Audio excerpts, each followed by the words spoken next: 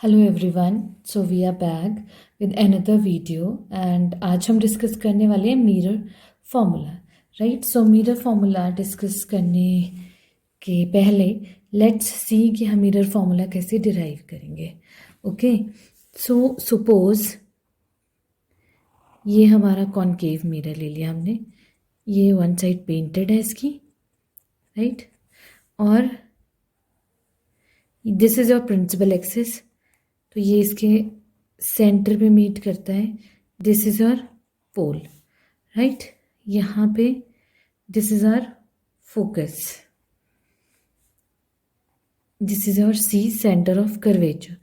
Suppose एक object हमने लिया है और वो ऑब्जेक्ट यहाँ पे है, राइट, और वो ऑब्जेक्ट जो है अगर यहाँ से कोई पैरेलल लाइट रे आ रही है वो स्ट्राइक करेगी मिरर पे और फोकस से पास होकर निकल जाएगी, राइट।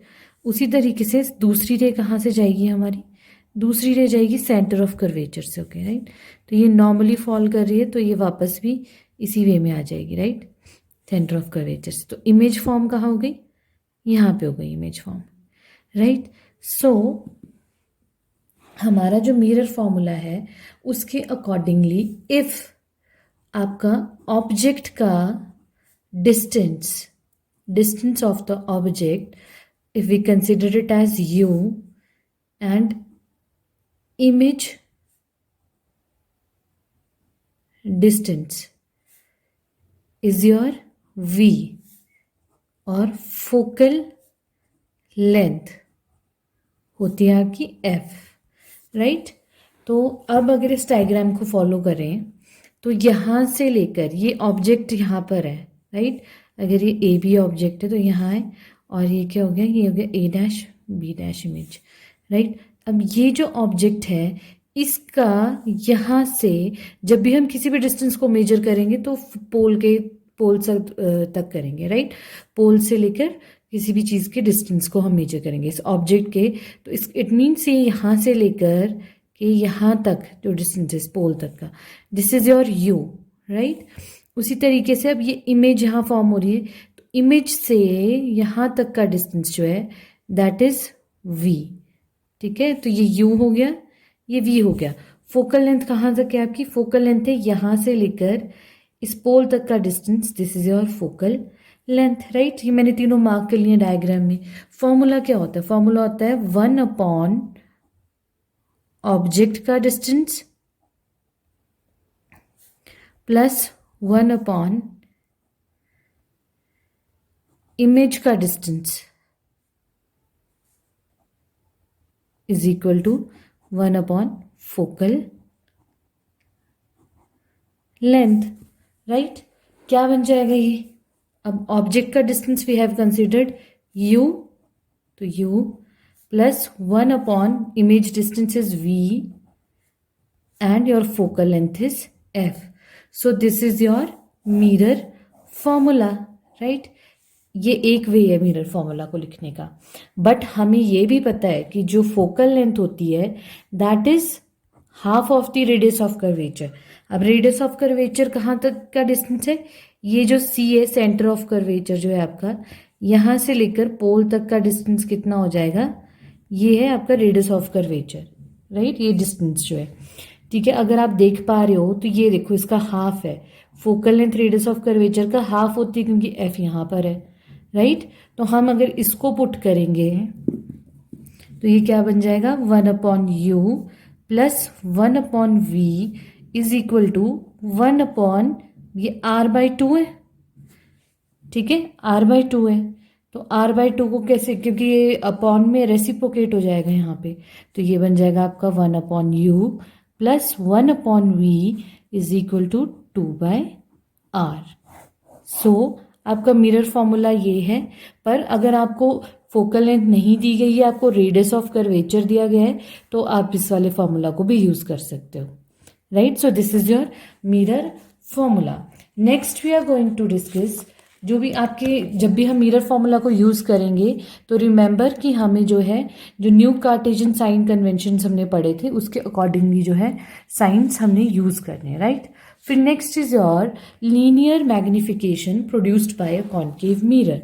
कॉन्केव मिरर के थ्रू जो लीनियर मैग्निफिकेशन होती है उसको हम कैसे करेंगे, राइट। अब लीनियर मैग्निफिकेशन क्या होती है, वो होती है रेशो किस चीज़ की, अगर लीनियर मैग्निफिकेशन को जो है अगर हम m से रिजेंबल कर रहे हैं, राइट, m से, तो ये हो जाएगी ratio of your height of image upon height of object, right. अगर हम सपोज, मैं वही डायग्राम फिर से आपको कंसिडर कर लेते हैं। अगर इसी डायग्राम में आपकी ये वाली हाइट जो है ये h1 लेते हैं ऑब्जेक्ट की, इमेज की हाइट को हम क्या लेंगे h2, this is your object image so इसकी हाइट हमने ले ली h2। तो हमारा फॉर्मूला क्या बन जाएगा इसके लिए फॉर्मूला बन जाएगा h2 अपॉन h1 मैग्निफिकेशन के लिए, लाइट लीनियर मैग्निफिकेशन निकालनी हो अगर हमने कॉन्केव मिरर की। तो ये बन गया फॉर्मूला। अब इसमें 3 केसेस आते हैं। केस वन क्या है, if h2 is greater than h1, remember if h2 is greater than h1, तो क्या हो जाएगा, अगर h1 देखो m is equal to h2 upon h1, right, पर h2 बड़ा है तो क्या हो जाएगा, आपकी जो मैग्निफिकेशन है वो भी कितनी आ जाएगी, वो भी ग्रेटर देन 1 होगी, वो भी बड़ी होगी। कैसे होगी, सपोज अगर हम 8 लिख देंगे, h2 हमने 8 कंसिडर कर लिया, राइट, और h1 हमने कंसिडर कर लिया 2। अगर हमेशा h2 बड़ा रखना है हमने, क्योंकि हमने बोला h2 बड़ा है, तो क्या हो जाएगा 8/2, तो ये हो जाएगा 4, राइट। अगर 6 भी ले लें तो 6/2, ये हो जाएगा 3, हमेशा 1 से बड़ा ही है या, राइट। तो इसीलिए क्या लेंगे, अगर हमारा h2 बड़ा है, अगर h2 बड़ा है तो m भी क्या होगा, लीनियर मैग्निफिकेशन वो भी बड़ी होगी। ये आपका कौन सा केस ले सकते हो आप इसमें, आप ले सकते हो when your object is in between centre of curvature and focus. तो इमेज कहाँ फॉर्म होगी आपकी, बियॉन्ड सी, जो हमने लास्ट टाइम की थी लास्ट लेक्चर में, राइट। उसी तरीके से आप केस 2 कंसिडर करो। केस 2 में क्या होगा, आपकी जो h2 है that is equal to h1, दोनों क्या है, इक्वल है, तो m कितना हो जाएगा h2 अपॉन h1, तो कितना हो जाएगा m इज इक्वल टू 1, क्योंकि अगर दोनों सेम है, अगर सपोज अगर हम बोले ये भी 2 है ये भी 2 है, राइट, h2 भी 2 है और h1 भी 2 है, तो क्या हो जाएगा कैंसिल करके 1। अगर दोनों 3/3 लेंगे तो भी क्या आएगा 1, राइट। तो इसका मतलब क्या है, इसका मतलब है आपकी लीनियर मैग्निफिकेशन इक्वल टू 1 रहेगी। केस कौन सा लेंगे, when the object is lying on your C, at C, जब आपका ऑब्जेक्ट सी पे होता है तो आपकी इमेज भी कहाँ फॉर्म होगी, इमेज भी सी पे ही फॉर्म होती है, सेंटर ऑफ कर्वेचर पे ही फॉर्म होती है। आप वो वाला केस लेंगे इसमें, और साइज भी क्या हो जाएगा उसका, इक्वल ही रहता है, इमेज का जो साइज है वो क्या रहेगा, इक्वल रहेगा, राइट। अब नेक्स्ट थर्ड केस क्या आ रहा है आपका, केस 3 है आपका, h2 is less than h1, जो आपका h2 है वो क्या है, लेस देन h1 है, तो क्या केस रहेगा आपका, तो m is equal to h2 upon h1। इसमें कौन सा केस लेंगे आप, when the object is beyond c, जब आपका बियॉन्ड सी ऑब्जेक्ट है तो इमेज कहाँ बनेगी, बिटवीन सी एंड एफ, ये तो हमने अभी भी कंसिडर किया था, राइट। इमेज कहाँ बनेगी, बिटवीन सी एंड एफ। इसका मतलब है जो आपका एम होएगा वो क्या करेगा, डिक्रीज करेगा, राइट, वो क्या करेगा, डिक्रीज करता चलेगा, सही है।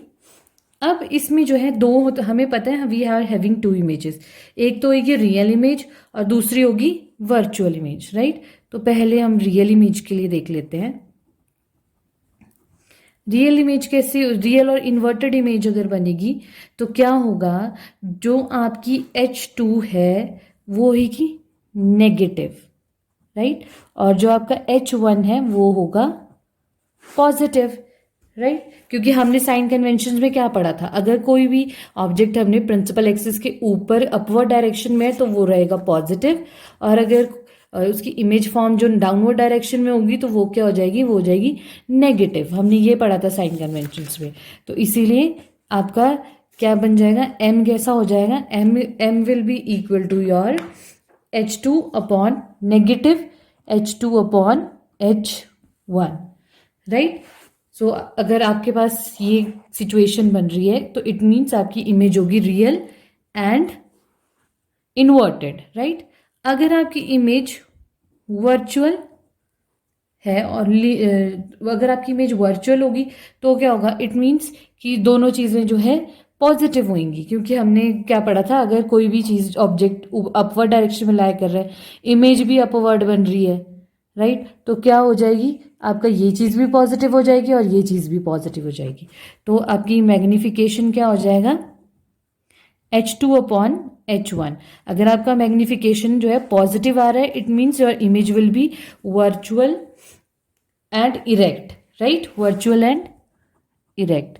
बट अगर आपका जो रियल इमेज के कंडीशन में क्या है, अगर आपका मैग्निफिकेशन नेगेटिव आ रहा है तो it will be real and positive. So that's all for today. I hope you liked the video. Please like, share and subscribe.